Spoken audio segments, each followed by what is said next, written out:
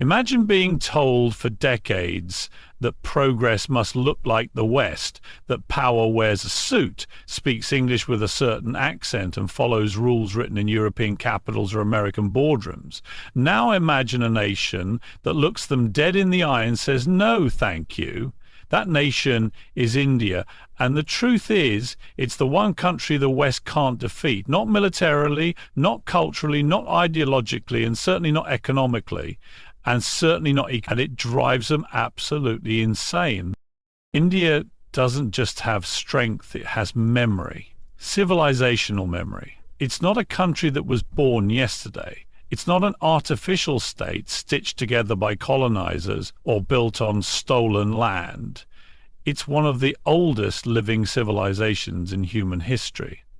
While Europe was still crawling through the Dark Ages, India had universities, surgery, philosophy, mathematics, and literature. The West tried everything: divide and rule, famine, cultural erasure, conversion campaigns, but it couldn't kill the soul of India, because you can't defeat what refuses to forget who it is.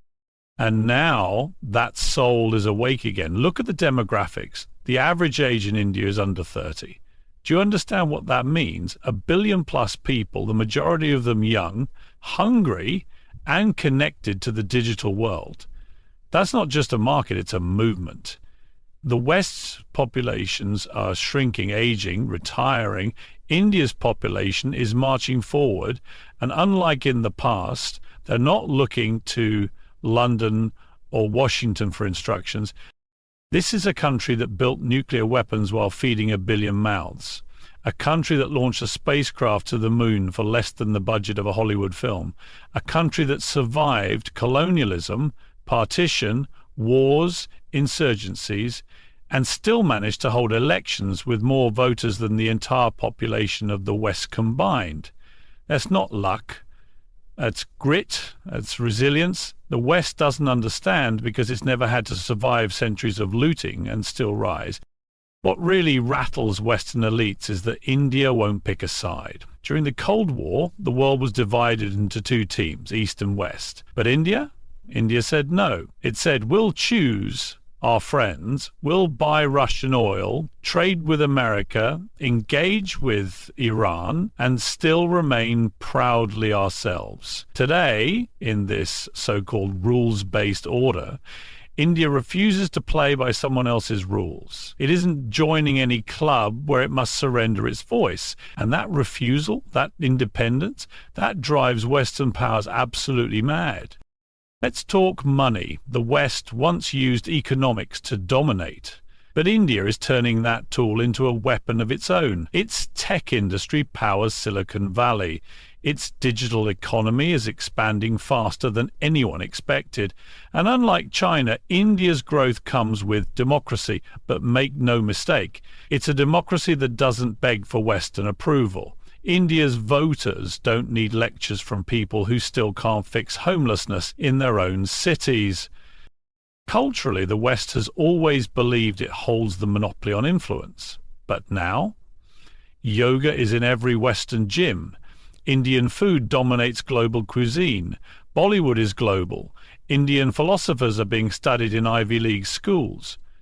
You don't need to colonize minds when your culture walks through every border uninvited. And that's the secret. India doesn't conquer with armies, it influences with identity. The West keeps asking, why won't India fall in line? Why won't it behave? The answer is simple, because India isn't interested in being a footnote in someone else's story. It's writing its own chapter. And this time, it's not in English for the sake of foreign applause. It's in Hindi, Tamil, Bengali, Urdu, Malayalam, Gujarati, and it's for its own people first. There's a lesson here, one the West still refuses to learn. You can't defeat what doesn't want what you're selling. India doesn't want your validation. It wants dignity, sovereignty, respect. And if you can't offer that, it will build its own path and invite the world to follow. So here we are, a new world is emerging, and it doesn't revolve around Paris, London, or New York. It beats in the streets of Mumbai, pulses through the startups in Bengaluru, and echoes in the voices of 1 billion proud Indians who are no longer willing to be anyone's project. They tried to defeat India through empires, they failed. Through economics, they failed. Through ideology, they failed. And now through pressure and propaganda, they will fail again. Because India isn't just rising, India is remembering. And when a civilization remembers who it is, you don't defeat it. You get out of its way, or you get run over. India's strength lies not just in its economy, military, or diplomacy. It lies in something far deeper, its civilizational identity. Unlike many modern nations that were born from revolutions, border shifts, or colonial arrangements, India is a continuous civilization. Its roots go back over 5,000 years. It's the land of the Vedas, the Upanishads, the Mahabharata, and the Ramayana. It's the birthplace of Jainism, Buddhism, Sikhism, and Hinduism. It has seen empires rise and fall, invaders come and go, colonizers arrive with guns and leave with loot. But through it all, the soul of India has remained intact. That is what makes it indestructible. The West often underestimates this. It looks at India through a geopolitical lens, trying to categorize it by GDP, military rankings, or alliances. But India is not just a country, it's a civilizational force. You don't measure it in dollars or tanks, you measure it in its ability to absorb, adapt, and still remain uniquely itself. When the Mughals came, India didn't vanish, it adapted. When the British arrived, India didn't surrender. It learned their language, understood their system, and eventually used their own tools to demand freedom. This is a civilization that takes the blows of history and turns them into stepping stones. It doesn't need to shout to prove its strength. Its survival is the proof. While ancient Greece and Rome are studied as museum pieces, India lives. Its rituals are still practiced. Its language is still spoken, its temples still standing, its spiritual philosophy still followed, not only in India, but increasingly across the world. Yoga is not just a fitness trend, it is a living symbol of India's civilizational continuity. And it's not a tool of dominance, it's an offering, a gift from a culture that knows it doesn't need to conquer in order to lead.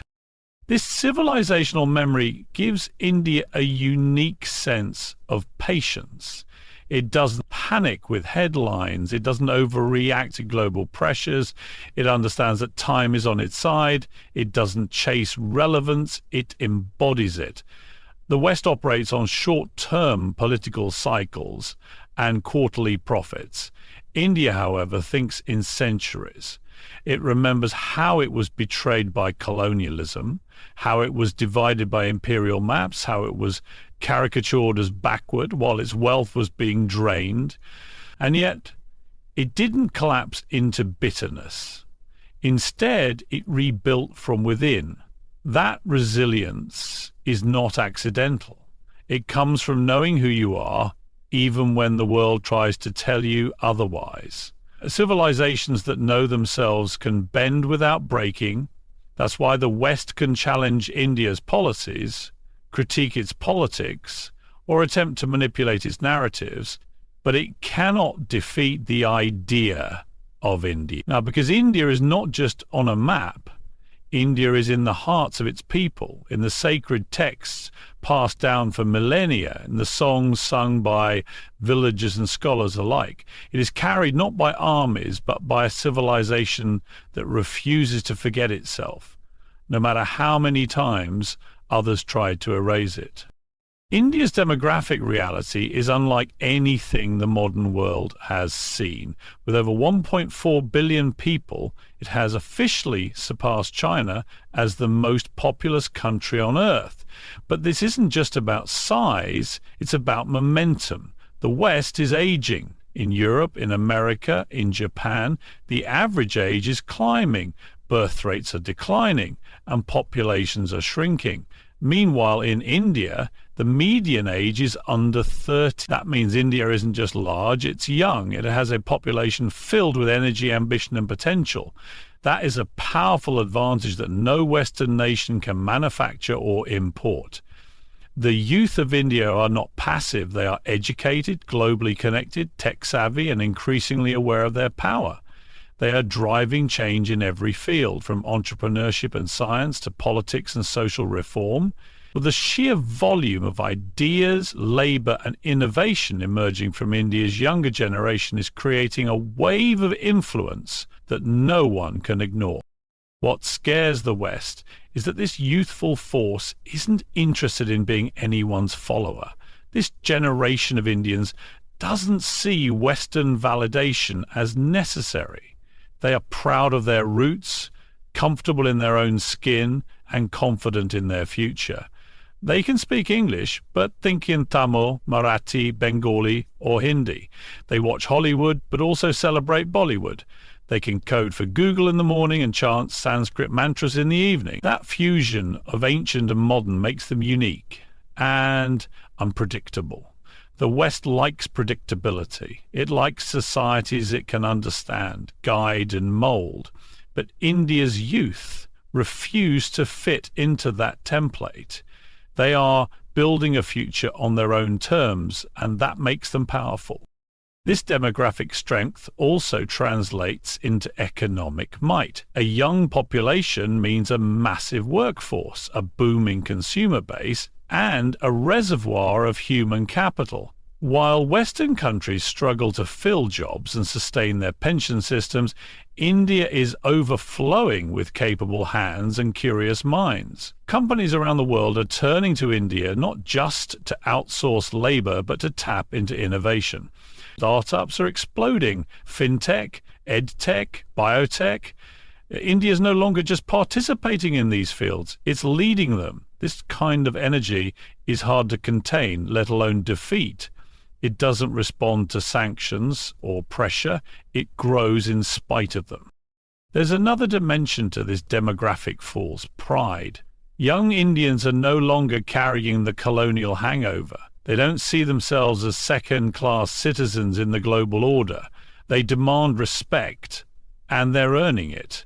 Whether it's Indian origin CEOs in global tech giants or young athletes breaking records, the world is watching the rise of a people who were once written off as subservient. The West can't control this youth wave.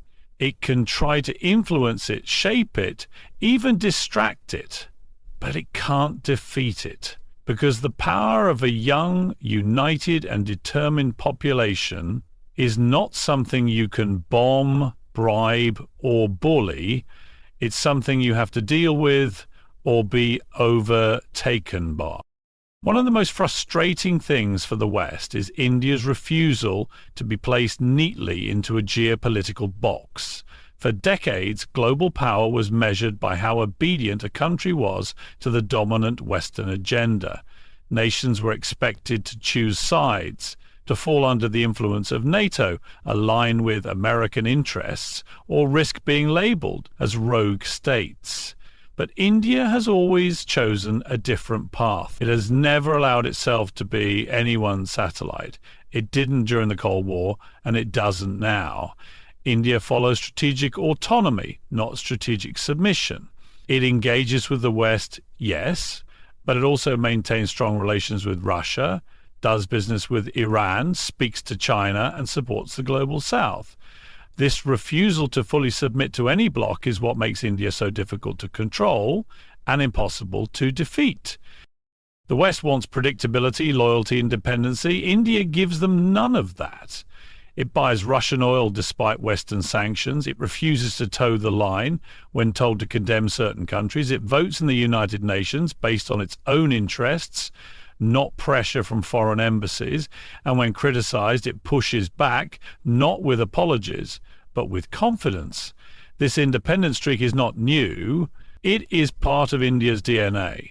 From the moment it gained independence, India chose non-alignment. It decided it would not be dragged into power games between superpowers. That was seen as naive back then. Today, it looks like wisdom.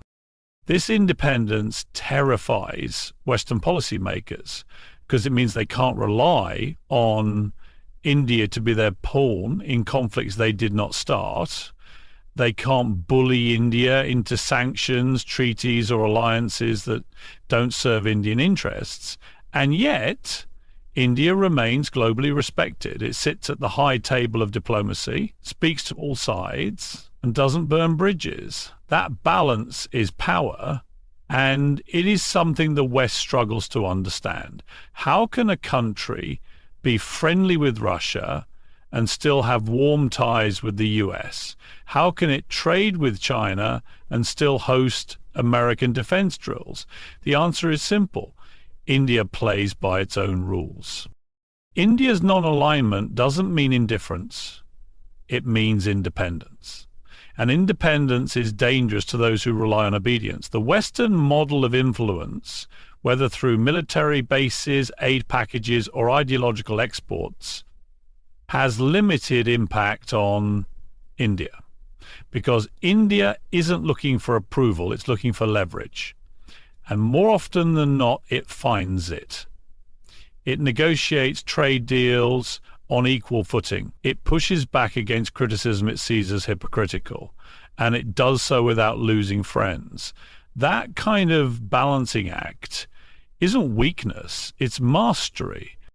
The world is entering a multipolar age. The West is no longer the sole architect of global reality, and in this new order, India isn't just participating, it's shaping. The West cannot defeat a country it cannot predict, cannot pressure, and cannot polarize. India listens to everyone, but answers only to itself, and that is why it stands alone, untamed, unbought, and unbroken. India's economic transformation is one of the most underestimated stories of our time. For years, the West saw India as a country of poverty, chaos, and dependence, a place of call centers and cheap labor. But that image is now collapsing under the weight of something undeniable.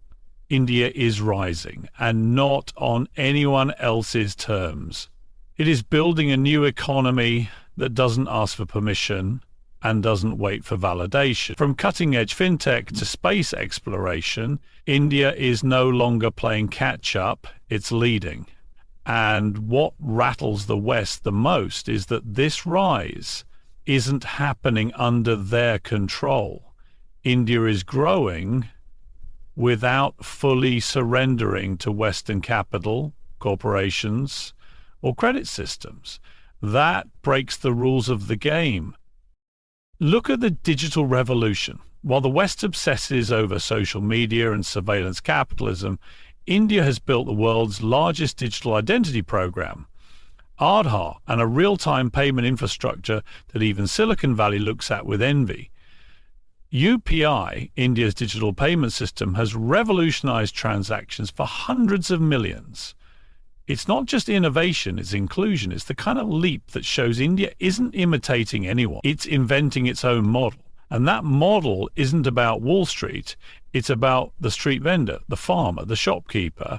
The West didn't see this coming because they didn't believe India could bypass their playbook. But India's economy is not just digital, it's deep. Pharmaceuticals, defense, agriculture, space technology, renewable energy. The country is making strides in all of them. It produces life-saving drugs for the world, sends satellites to orbit, and builds its own weapons systems. And here's the uncomfortable truth for the West. India is doing all this while still being outside most elite trade clubs. It doesn't need to be in the G7 to be essential. It doesn't need approval from IMF or World Bank dictates to grow. That's a problem for those who thought influence came from controlling the purse strings. And what also confuses the West is India's blend of capitalism and self-reliance. It welcomes investment, but it guards its sovereignty. It opens markets, but it doesn't sell its soul. It supports startups, but not at the cost of national interest. This balance is rare and dangerous to the global elite who depend on predictability and submission.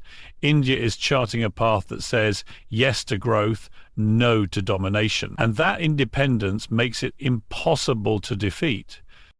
India's rise is also reshaping global supply chains.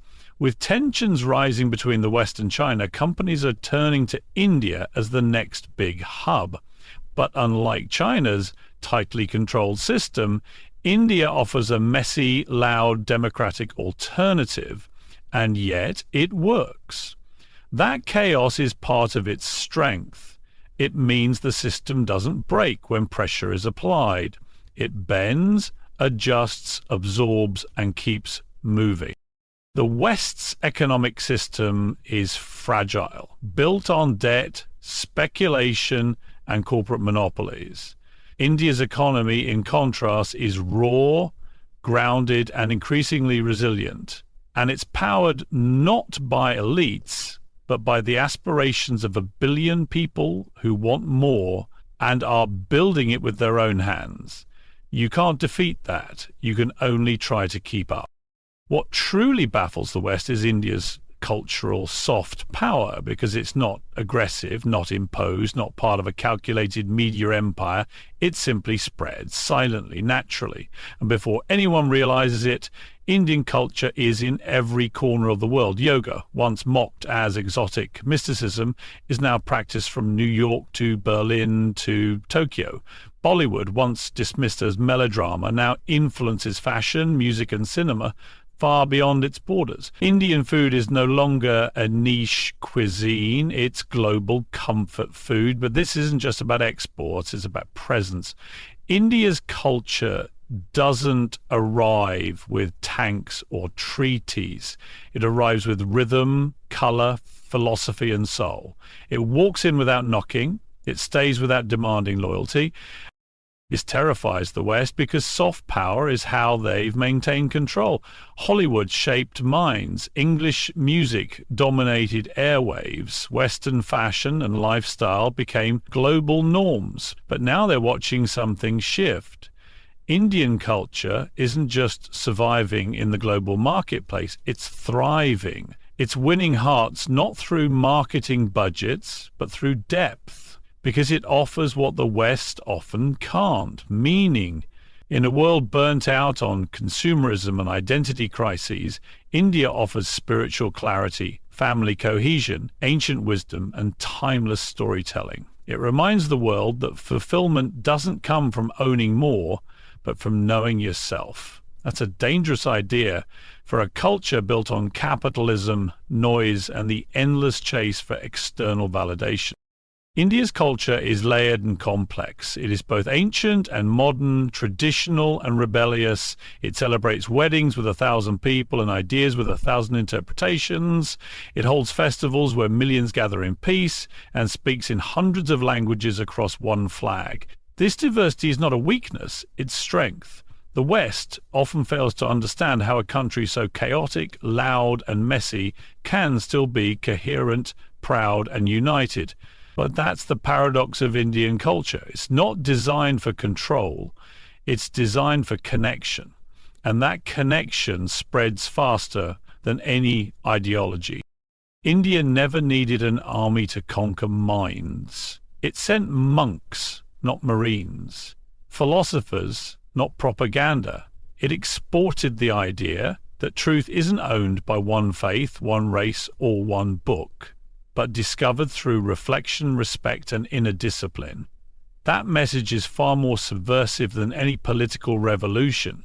It tells people they don't need to look west for salvation. They can look within. That's not just empowering, that's liberating. And when people begin to feel that kind of liberation, they stop listening to the voices that once controlled them. The real fear in Western power circles isn't that India's movies or music are popular, it's that India's way of thinking is becoming attractive, that more people are asking, what if meaning doesn't come from domination, but from balance? What if success doesn't mean erasing your identity, but embracing it? What if modernity doesn't require westernization? Those questions dismantle the very foundation of Western soft power, and they come not from governments or think tanks, but from a culture that simply knows who it is and refuses to be anything else. India calls itself the world's largest democracy, and the numbers prove it. Over 900 million eligible voters, multiple political parties, a fiercely independent press, and chaotic, often messy, but undeniably vibrant elections. But what confuses and frustrates the West is that India's democracy doesn't look like the Western version. It's not polished. It doesn't follow the scripted decorum of elite debate clubs. It's loud, argumentative, unpredictable, and driven by people from every corner of society. And yet, it works. That's the problem for the West. They want democracy, but only if it looks and sounds like them. India doesn't. India has built a system that fits its own reality. Diverse, ancient, spiritual, and fiercely local. And that is something the West can neither copy nor control. The Western world often preaches democracy like it's a product, standardized, packaged with a set of rules and manuals. But India didn't download it from somewhere. It shaped democracy out of its own soil. It took its village councils, its debate culture, its spiritual tolerance, and transformed it into a political system where everyone, from tribal communities to billionaires, gets a voice. It's not perfect. Nothing this vast ever is, but it is real and it is theirs. That authenticity scares those who believe only one version of democracy deserves global respect. Western commentators often complain that India's democracy is flawed. They call it noisy, populist, even dangerous when it doesn't serve their narrative. But what they really mean is India's making decisions we don't like. That's not concern for democracy, it's irritation at independence. The West wants a democracy that agrees with it. India offers a democracy that argues, and where people shout in parliament, protest on the streets, vote in record numbers, and throw out governments without a second thought. That's not a flaw, that's freedom in motion. But it's not the kind of freedom the West can direct from afar. India's democracy also doesn't forget where it came from. It remembers colonialism. It remembers censorship, exploitation, and being told it wasn't ready to rule itself. And so it guards its sovereignty with a passion the West finds hard to understand. That's why India pushes back against foreign-funded NGOs that meddle in its internal affairs.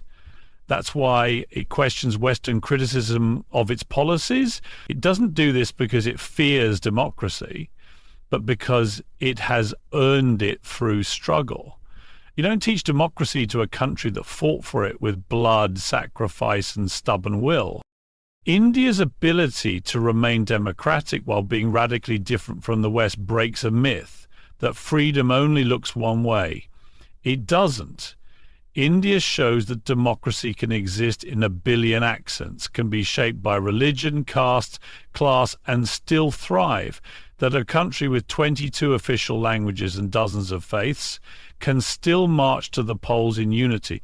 That is something the West can't defeat because it doesn't know how to replicate it. India doesn't need to be Western to be free.